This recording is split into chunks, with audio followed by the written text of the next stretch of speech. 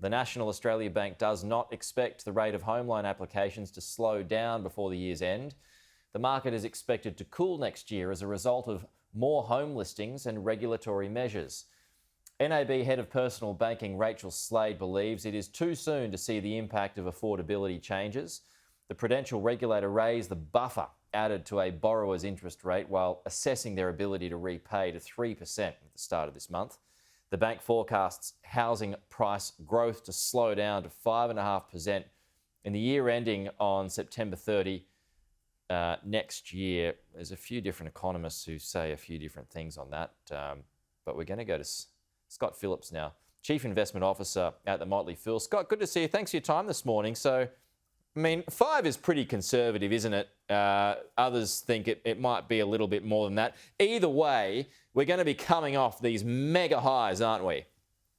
Yeah, good morning, Pete. And that's why that number of 5 may actually be more reasonable than otherwise might be.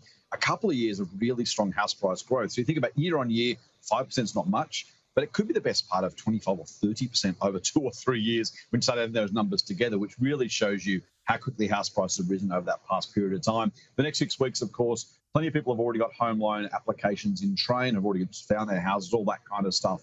As you mentioned, the buffer officially in place already. But for those who are kind of already got their heart set on a new property by Christmas, they may well follow through on that one. Now believing that that'll start to slow as new buyers into the market and do their home loan, of course, approvals or pre-approvals through their bank or broker, and that might determine what they feel like they can borrow and what's available to them. As you say, though, because we're in such a strange environment economically, house price-wise, next year forecasts for economic growth, house price growth, are really all over the place, and no one really knows because, look, forecasting is tough at the best of times, but coming off the last couple of years, how do you try and work out who's going to spend what, where, and how much are they going to be able to afford? It really is a bit of a moving feast in anyone's guess. I mean, even if it is just 5%, Scott, I mean, that's better than negative.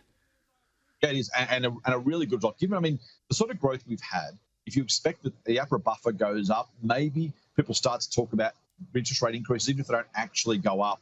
It becomes something that weighs on home buyers' minds. And so, it wouldn't be surprised if there was a negative number, really, honestly, from those, really, really strong highs. And that wouldn't be the worst thing either, because a little bit of a flattening out or a minor decline is not going to really hurt that much. I mean, of course, if you buy a house and it goes down, you feel terrible. But economically, in a big picture sense, it'd be fine. Yeah, as you say, though, if you get any growth on top of that, that's a good result. Long term, you'll be right. Yeah, exactly. Yeah. Hey, home ownership fallen further among young people. An inquiry into the housing affordability has said. Yeah, this is the downside of these high house prices, Pete. Over the last 20 years, home ownership's fallen from 70% to 66% across the population. But there are some numbers in the younger age brackets that really do hurt a little bit more. Some numbers here. So 73% 20 years ago for those in the 35 to 44-year-old age bracket. That's now 61%, so a fall of 12 percentage points. From those between 25 and 34, it's actually fallen from 52% to 37%. So from a bit over a half to a bit over 1/3. Now, whether it's sticker shock, whether it's genuine affordability challenges, whether it's just that people are making different decisions, it's unavoidable. Those ABS stats tell us that people are simply less likely to own a home than they were this time 20 years ago. Doesn't feel like that long ago, but a really, really big change in the composition of home ownership and residency.